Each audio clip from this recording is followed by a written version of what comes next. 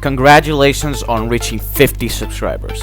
I would like to say a thank you to all of you for enjoying my content and allowing me to reach this achievement. Special shoutouts to specific subscribers, friends, and some inspirations will be at the end of the video. So when I started thinking about which Transformers figure I should review first, I always thought to myself, easy, Siege Optimus Prime. Some background information first of all. I bought this figure right before I started watching the Siege show itself, back when it came out.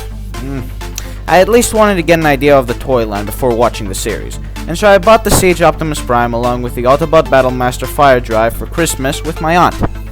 Special thanks to my aunt for buying the figure.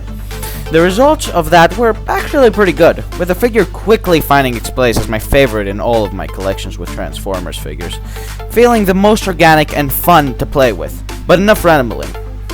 Now, let's get into this figure itself. Aesthetics. This guy looks good. I really am a fan of the design they gave to Prime in the show. It looks like he has really been in a war, and the specifications of the design really do bring home the idea of a mix-up between the G1 Earth Optimus Prime and a generalized Cybertronic aesthetic. I really want to talk about the head quickly, as it is just the Prime head. It's so good. It has an amazing paint job, and best of all, no light piping. Light piping, on my opinion, is highly overrated, ruining head design and leaving the back of the head a melting mess of plastic.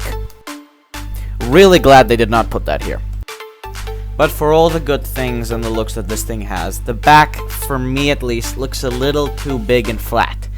Luckily, it's not that big of a game changer, and I really don't actually mind it that much, so I can just ignore it. Feeling of the figure. The feeling of this figure is like no other Optimus Prime or even Transformers figure I have in my collection. It feels sturdy and well balanced, and also very tight, at least for most of the parts. And yes, some parts do start to sag after a while, and yes, the head is one of them. But I don't really mind! The figure is just so good in my opinion, it just doesn't bother me if it has a couple of minor parts that just are a little loose. It's not a problem for me, genuinely. Accessories. This figure comes with Optimus Prime's trusty Ion Blaster and an axe that doubles as an not so good shield. But no, it's okay. Both peg into his hands and they actually look pretty damn good. Note, the left hand hole has gotten bigger because I put the axe on that part, and also has started to sag because the weight of the axe is making it, fall left and right. But I don't mind. Like I said before, I genuinely don't really mind. Articulation.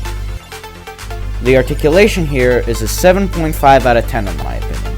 7.5 because it is really good for a standard release Voyager class figure without reaching any new grounds that have never been reached before.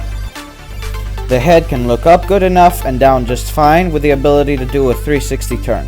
Body has no ab crunch or arching back but can do a 360 spin no problem.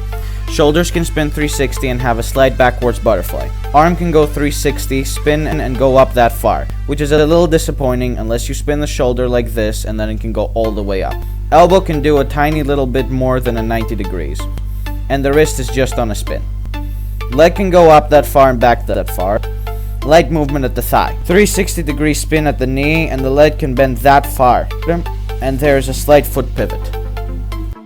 Like I said, the posability is nothing too special, but in my opinion is really good. It's basic, it's nice, it can pull off some really good poses, and it just feels good. Size comparisons. Power of the Prime's later class Optimus Prime. My water bottle. Transformation. The transformation on this guy is really fun. It really feels challenging to learn and transform. It is genuinely a really fun, but sometimes really strange transformation, especially with the legs. It can feel a little strange there. But more than that, it is genuinely just a fun and generally simple transformation with a couple of complex elements.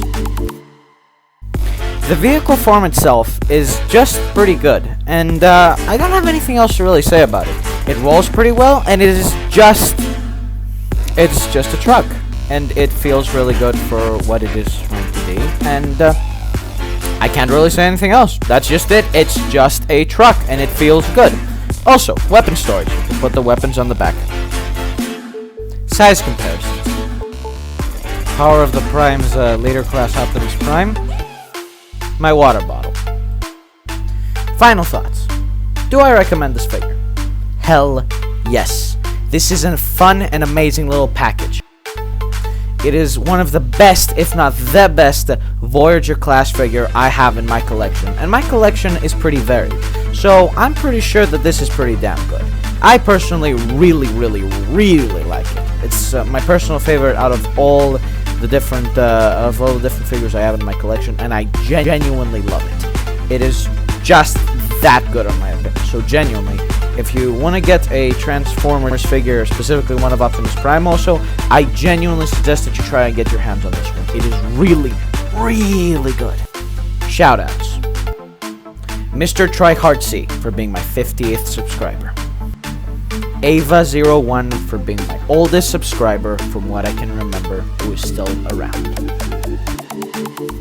Killeropm for being my good friend and helping me out with the idea of YouTube, and also for collaborating with me in the past. Thank you for the chances and the help you have given me throughout all of this. And best of luck with you, sir. Hopefully we can meet again. Devil, aka Miles Jeeves, for being a very good and supportive friend. Thank you for all the support you've given me and all of the emotional inspiration I've gotten from you. I truly hope we can find some time to work together again. Best of luck. Zakris, for helping me and being part of the collaborations with killeropm. Thank you for being there with us. Best of luck. Hopefully we can work together again. Brokenaxle, for being there and helping me get ideas of what I would do on YouTube. Thank you for the ideas, and best of luck. Hopefully we can work together on YouTube one day officially. Ethan Wake, for being the creator of the first game I played through on YouTube. Best of luck with your future projects, and thank you very much for creating such a fun experience with your games. And last but not least, Perspective End, who gave me the inspirations to start making reviews of different things on YouTube, such as toy reviews, like the one you just watched right now.